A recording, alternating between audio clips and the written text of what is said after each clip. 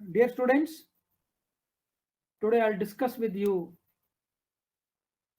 some laws which are recently passed by the Chinese government. And with the passing of these laws, what will be its impact? And what these laws are, that I'll explain today. It was in 2013, China passed two laws for the development and enforcement. One, state institutional reforms. Second, functional transformation plan. With these two, China made a lot of changes in their enforcement agencies. Earlier, there were different agencies for the safety of its citizens, mainly three. Number one, China Marine Surveillance. Number two, China Fisheries Laws Enforcements. And number three, Maritime Anti-Smuggling Units. All those are merged into China Coast Guard, that is CCG. Coast Guard is basically to safeguard the coasts. Like we also have a Coast Guard in India, which is called one of the very important organizations to protect the borders in the sea. It is called the Grey Water Navy. Basically, it is safeguard the coast. Chinese southern part touches the sea. It had mainly three parts. Number one, South China Sea. Number two, East China Sea. And number three, the Yellow Sea. Falls under the East Pacific. Out of these three, two are named after the China. And it doesn't mean that it is only belongs to China. Even once, Mrs. Hillary Clinton, the former Secretary of State, warned China that South China doesn't belong to only China. Japan, Taiwan, Indonesia, Vietnam, Cambodia, Philippines, Malaysia, Brunei also shares it. But China alone wants to grab this area and claims the sovereignty over the sea. These countries' areas are the sovereign, but China claims that it belongs to him. That's why China decided to make these strategic laws to grab and strengthen its coast guard. That's why in 2013, restructuring was done so that small agencies should work together. But one drawback remained in 2013. Generally, Coast Guard comes under the Defense Ministry, but China in 2013 changed from Public Safety Ministry to Ministry of Land and Resources. Still, it was not under the Defense Ministry. That's why military find a lot of difficulties in coordinating with the Coast Guard. Solutions brought out in 2018, again, drastic changes were brought. It was given to PAP, that is People's Armed Police. It is sort of a paramilitary, like in India, we have CRPF, BSF, CASP, ITBP, and so on. This PAP is the same force which was involved in the Tiananmen Square incident of 1989. PAP is one of the most important armed forces out of the three armed forces of China.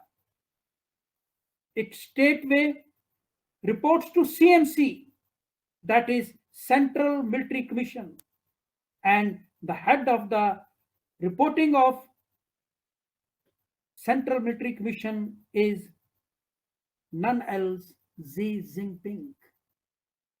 Nowadays, China is having a biggest coast guard force in the world, having maximum aeroplanes as compared to its neighboring states, neighboring countries. Chinese Coast Guard is having more than 500 aeroplanes. Japan had 373, Taiwan had 161, Philippines 1886, Indonesia 41 aeroplanes. All these countries have disputes, massive disputes with China. Generally, Coast Guard have small aeroplanes, but China have bigger aeroplanes like the warships. Chinese Coast Guard not only do the patrolling in Chinese coast, but also shows its military strength. We are having some of its examples. One, in December 2019, Chinese Coast Guard sent for survey of their survey in their aeroplanes in the territory of Vietnam. They blocked the way of the Vietnamese planes, and Vietnamese planes could not enter their territory. Second example, in June 2020, fishing planes of China entered the exclusive economic zone of Indonesia, EEZ. Their boats captured the fishes in the zone of Indonesia, and these boats were protected by the Chinese Coast Guard. Number three, third example. In November 2020, Malaysia was digging the oil from its Coast Guard. Chinese Coast Guard reached there and started threatening the Malaysian Coast Guard, and they had to stop their work of digging the oil in their sovereign land. These three incidents shows that how Chinese Coast Guard is threatening its neighbors. In April 2020, Chinese Coast Guard hit the shipping boats of Vietnam in the territory of Vietnam, and the boats were drowned. Vietnam opposed it and complained it to the international forum, but nothing happened to China. In 2016, China was found guilty on the complaint of the Philippines by the International Court of Justice. China violated the international laws, but China refused to accept this decision also. Now again, China have given more teeth to its Coast Guard and strengthened it, which includes that they can fire upon the aeroplanes of other countries. They at their own can take the decisions, and while looking at the situation of aeroplane of any country, they can destroy any construction of any country and even the buildings of any country. They can even stop any foreign countries' ship and boats. China claims the territory of other countries as their own, and China have built up its own islands and installed missiles over there. Coast Guard is given the absolute power. There is difference of duty of Navy and the Coast Guard. Navy protects the nation from the enemies in the sea and fights with them in the sea, whereas the Coast Guard is enforcement agency in the sea. It had three main duties. Number one, policing. Number two, search. And number three, rescue. They can be included in the case of war, but it is not their regular job.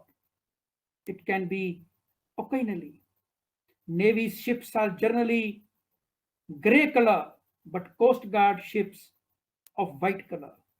China gave absolute rights to its Coast Guard that they can shoot anyone, whether the opponent is having weapons or not.